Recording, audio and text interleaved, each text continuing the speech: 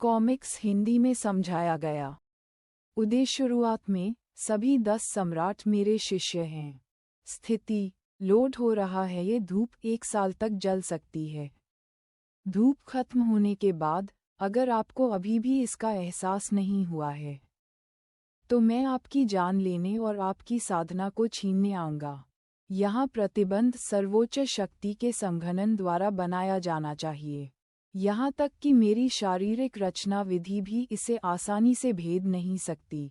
मूल रूप से वह सिर्फ पवित्र नदी के स्रोत का पता लगाना चाहता था, लेकिन किसने सोचा होगा कि यह एक जीवन धमकी वाली यात्रा बन जाएगी। खैर, अब जब हम यहाँ हैं तो इसका सबसे अच्छा उपयोग करें। पानी नर्म और यिन है, लेकिन झरने में एक मजबूत मर्दाना शक्ति है। क्या ये यिन यांग पुस्तक का सही जवाब नहीं है? क्या अफसोस है प्राचीन महल के ग्रैंड एल्डर उच्च स्तर में प्रवेश कर सकते थे, इसलिए उन्हें पवित्र नदी का पता लगाने के लिए क्यों आना पड़ा? हालांकि तीसरे स्तर को महसूस करने के बाद वह इसे सहन नहीं कर सका और मर गया। ऐसा लगता है कि मैं एक बूढ़ा आदमी और अपनी पवित्र नदी का उर्वरक बनने के लिए किस्मत में हूँ। उमैस बच्चे ने पहले स्तर को इतनी जल्दी समझ लिया, लेकिन अभी भी यह बताना जल्दबाजी होगी। हम केवल इतना कह सकते हैं कि उसके पास बहुत प्रतिभा है। ये लड़का वास्तव में इतने कम समय में 3 स्तरों पर आगे बढ़ गया। ये है ओह, आपका रुकने का कोई इरादा नहीं है? क्या आप अपनी जीत के साथ आगे बढ़ने की योजना बना रहे हैं? ये बच्चा, तो मैं देखना चाहता हूँ कि आप कितने सक्षम हैं। हालांकि एक बार धनुष खींच लिया जाता है तो कोई पीछे मुड़ना नहीं होता है। लड़के, सब कुछ आपकी किस्मत पर निर्भर करता है। गु जुवानचैन, तुमने हमारी मौत और हमारी आत्माओं के विनाश का कारण बना। ये घृणा अपूरणीय है। वे पराजित सेनापतियों का एक समूह मात्र हैं, फिर भी वे मेरे साधना पथ पर राक्षस बनने का साहस करते हैं। कॉमिक्स पढ़े ठीक समय पर आए। मुझे मेरा जीवन वापस दे दो। सुंदर, चौथा स्तर पार कर चुका है। भले ही मैं तुम्हें फिर से मार दूं, तुम मेरा क्या कर सकते हो? हमारे साथ तुम कभी अकेले नहीं रहोगे। टीएसके। लगता है मैं इस सुंदरता से पराजित होने जा रहा हूँ। मुझे केवल स्थिर हो जाने और खुद को पार न कर पाने का डर है। एक सच्चा मजबूत व्यक्ति अकेलेपन की परवाह नहीं करता। गु जुवानचैन, 5वां स्तर। एकाग्रता बहुत अच्छी है। ये तुम हो? मुझे आशा है कि तुम ठीक हो। गु जुवानचैन, अपनी आभा को फिर से खोना कैसा लगता है? ऐसा लगता है कि आपको बकवास करना पसंद है। हाहा, इसमें कुछ ताकत है। आध्यात्मिक ऊर्जा के बिना आप बस बेकार हैं। आपको हार का स्वाद चखने दें पूर्ण शक्ति के सामने। आपके प्रयास बस हास्यास्पद हैं। क्या ये खत्म हो गया है? गु जुवानचैन, इसे स्वीकार करें। भले ही आप अपना पूरा जीवन जिएं और कड़ी मेहनत करें, अंत में आपका भाग्य अभी भी नहीं बदला जा सकता है। आपके पिछले जीवन में आपके पास जो भी शक्ति और उत्कृष्टता थी, वह सब कुछ खालीपन है इस जीवन में। मैं केवल वही गलतियां दोहरा सकता हूँ। आंतरिक राक्षसों को नहीं हरा सकता। अफसोस, ऐसा लगता है कि मैंने आपको ज्यादा आंका। फिर से मरो हम्मा।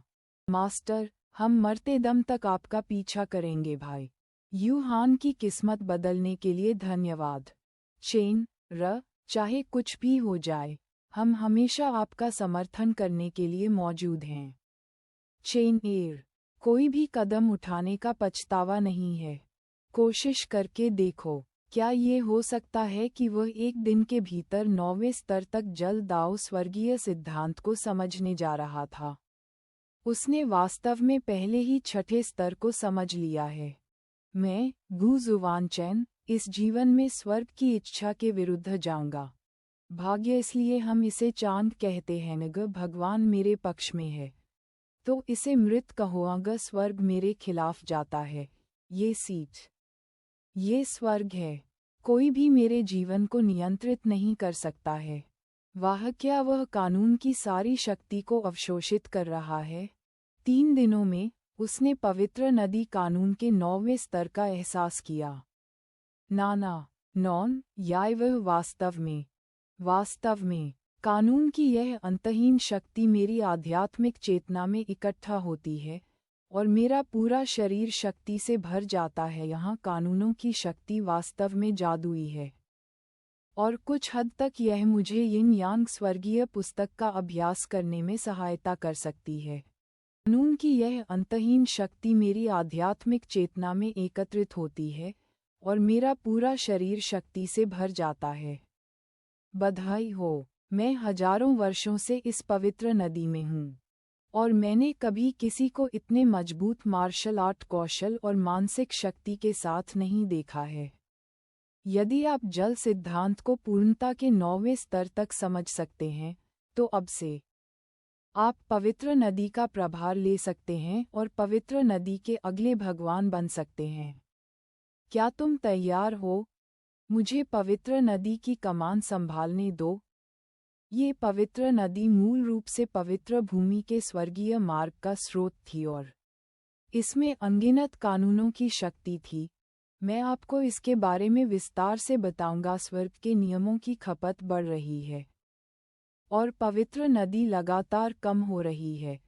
हालांकि पवित्र भूमि के निरंतर विकास के साथ मनुष्यों, राक्षसों और कई अन्य जातियों की ताकत में वृद्धि जारी रही है।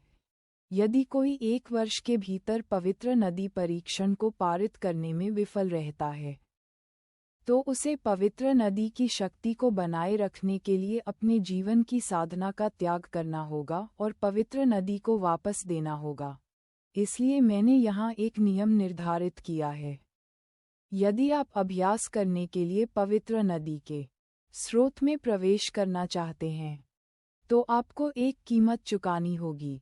नहीं, आप इन वर्षों में जल सिद्धांत के 9वें स्तर को समझने वाले दूसरे व्यक्ति हैं। हालांकि दूसरे व्यक्ति को पूरा आधा साल लग गया। इतने सालों में कोई भी योद्धा 9वें स्तर को समझ नहीं पाया। उसकी अपनी महत्वाकांक्षाएं हैं। फिर उसने पवित्र नदी को नियंत्रित क्यों नहीं किया?